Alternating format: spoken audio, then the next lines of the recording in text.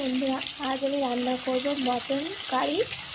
দেখো এখানে আমি টমেটো কুচি দিয়ে দিয়েছি, ভালো করে ভাজা করে নিচ্ছি টমেটোটাকে।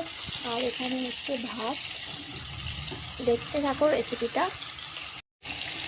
টমেটোটা সিদ্ধ হওয়ার জন্য ভালো করে সামান্য পরিমাণ লবণ দিয়ে দিলাম। তারপরে নাড়ানাড়ি করে নিচ্ছি ভালো করে, যাতে টমেটোর ভিতরে টমেটো সিদ্ধ হয়ে যায়।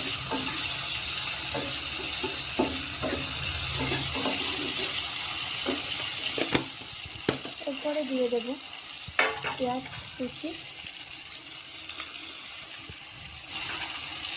কাঁচা লঙ্কা কুচি। এবার আমি মশলাটাকে ভালো করে নাড়িয়ে দেবো। যত সময় না একটু লাল লাল টাইপের ভাজা ভাজা হবে, তত সময় আমি নাড়াতে থাকবো।